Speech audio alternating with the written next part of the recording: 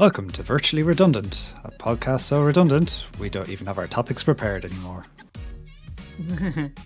So, how are you this week, lads? I'm delighted to announce that we are joined not just by co-host Daniel, but co-host Darren as well, who was found in an IKEA box. I was in the last session, wasn't I? I was in the last. Oh yeah, so sorry. Yeah, we unpacked them again. So, we flat packed Darren after the last call, and He goes missing. He just comes and goes as he pleases. He doesn't care. yeah, he's like the last screw in the IKEA furniture when you're trying to put things together and you can't find it, and you're like, oh no. So that's like this podcast. Without Darren, it just collapses and goes off the rails. I'm the Allen key that holds this team together. Exactly. So I suppose this week, I just want to touch, and I think might have vaguely touched off before, but recently, there's a lot of adaptations, different thing. I know we like to branch off into different tangents, but it's got me thinking about when places, maybe this is the wrong terminology for, but when they try and productize something too much, they're like, we have to make something for everyone. Instead of like actually, trying to make something interesting or, with its own story. And, the recent success of the Fallout TV show where it was clearly made for more of a specific audience. But then you contrast that with, what was it, the Resident Evil adaptation with, like, I don't know what that was. Yeah. You see, like, with the thing about, like, I know Resident Evil was just an example. The funny thing about Resident Evil is they tried to cater to everyone by catering to specific sets of people, because they have like 6 million variations of Resident Evil. So you've got, the TV show, you got the movies, which one, and who cares? There's the movies that everyone kind of probably hated, with what's her face in it, and then you have like the 2 new reimagining movies, like Welcome to Raccoon City, and then you have the TV show. So I feel like they're trying to cater to everyone by literally catering to niche people for everyone, which is a bit confusing because there's no single storyline. Then it's kind of like, is it the movie one? Is it the Welcome to Raccoon City? Is it the I prefer like the animation ones because they're the ones true that stay true to the whatchamacallit. So it's like a weird multiverse theory is what you're saying, where, if they keep just making different variations, they'll gradually rack up all the different demographics that they want to cater to. Exactly. I prefer the cinematic multiverse. They'll all get together in a Resident Evil kind of mismatch. But the I think to kind of go into your actual point instead of going off to that tangent, is I completely agree, and I think it's, in my eyes, it's more so to do with like games than necessarily, like, I don't think there's many TV shows that I can identify where season 1 or 2 are for niche and then season 3 and 4 go more generic. I think that's just a lazy writing where they have to just keep throwing, things at the wall and seeing what kind of keeps people interesting. But for your example, it's games that do kind of, the next episode in the series or something that just completely revamps it. However, I would say this, like, the opposite. I like it when the opposite happens and it caters to everyone, but it still holds true. Like, like The Witcher, where you have The Witcher 1, which is just like a point and clicky thing. Like, I played through it, and I'm probably in the minority here, I'd say, for completing that game, because a lot of people tried that game and gave up on it. I do know. Yeah.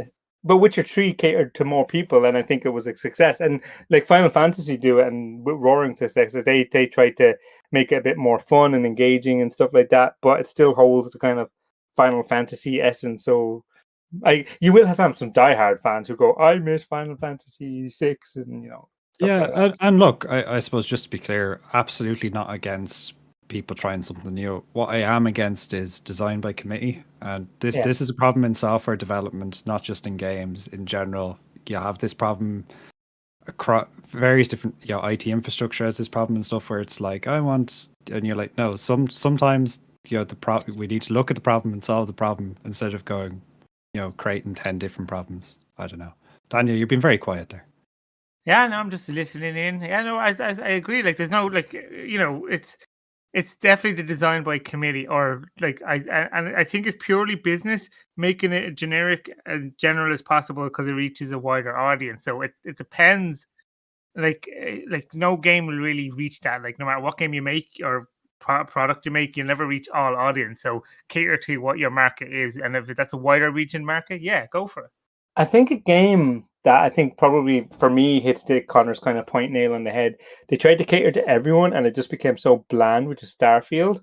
Like I feel like it's a game that played it too safe, and they're just like, oh, we don't want to do too niche. Like they, Yeah. games have a specific set of style. I feel like Starfield was just being like, oh, we can't go too much into the shooter or too much into the RPG or too much into the. I feel like it was just bland because they're trying to cater to everyone. Do Do you you know what? think? I think you said a very important word there, which was safe. Safe, Yeah. I exactly. think people like especially when it comes to escapist media, be that TV, games, reading a novel. If you've ever picked up a book and it's too safe, if it doesn't try to be, I don't know, a little bit edgy or interesting, like you're probably not finishing that book. It's like Exactly. it's different. Like safe for me is just like using the same formula and hoping you get a nice return, like releasing the exact same thing again. And like I suppose some people might like that again. That'd be more of a niche market then, wouldn't it? Technically, because you like that specific kind of thing. So Yeah, but I think what I'm getting at is like I wouldn't necessarily put cozy games in the same bracket as no, safe. oh yeah, Yeah, because like they might still like try stuff within their cozy niche. They maybe try. I think I've seen one where it's a game where you try and play as a painter or whatever, and that was, I suppose, a risky subject for them to take on because, like, well, this might not translate well, but we're going to take it. And I believe it's got its own kind of core audience. I wouldn't classify that as safe. Like, it's not. yeah. It's not. Cozy and safe are different. Safe is when you're not willing to try anything. You're just basically not willing to take any risk with storytelling or gameplay mechanics or graphics or art or sound, and you're just being a bit too kind of cautious when it comes to kind of making the game. And I feel like Starfield didn't really do anything. Like, you know what I mean? Like there was nothing about it that kind of spoke to me. I guess it didn't take any risks. There was no risks in like the way. What's really nice is when you play a game and you come out of it and you think, oh, that was not always a good game. Gameplay wise, you just enjoyed something about the game. Yeah. Well, like I said, not like I said, but maybe some examples of some incredibly popular games like Undertale and stuff. Like they're horribly programmed. They're definitely not technical masterpieces, but they don't need to be because they didn't try to be safe. They tried to be interesting. Edgy.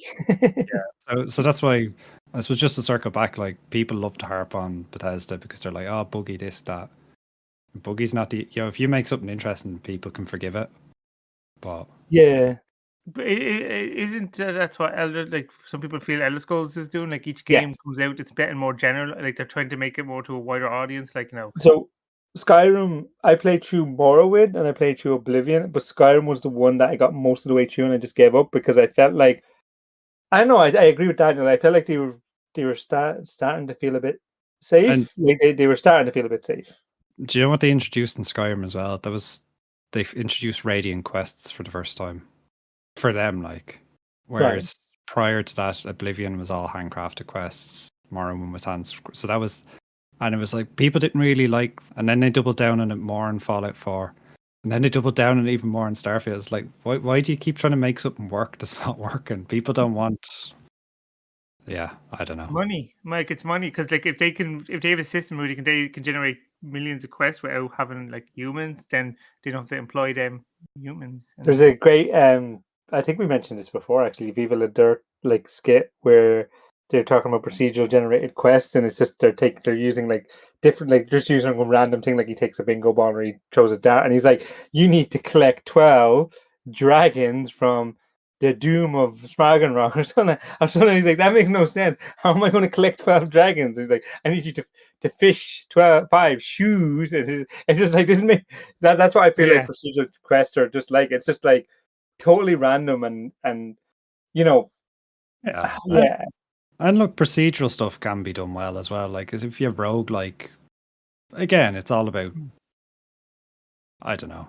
Yeah, I think it comes back to trying to make, you're like, oh, let's make a really safe investment. Let's not offend anyone. Let's make a mechanic that repeats so that people keep engaging with the product. Let's do this. And then, by designing by committee, then everyone's like, nah. Yeah, I mean, it's almost like I just want to feel something when I play. I want to feel something again. Like I don't want to just play a game and be like, oh, right, okay. You want to feel the rage of that puzzle in The Longest Journey where you have to try and get a key off a balloon that you have to patch with, I can't even remember, was it a rubber glove or something? I can't even remember. Yeah, it was like a rubber glove that you had to put down and duck, and it was weird. But I mean, I miss that. I do miss that. Odds, Daniel. Yeah, yes.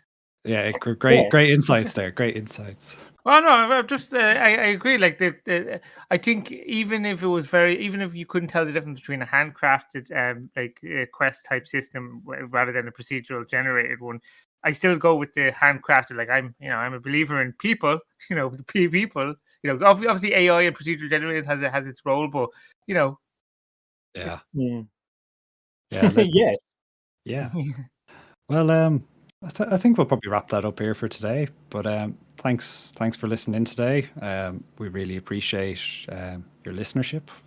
I don't know. My outros are about as useful as an IKEA instructional. But yeah, thanks for joining today. Please like and subscribe if you like this content, and we'll be back again next week. Goodbye. Goodbye. Bye.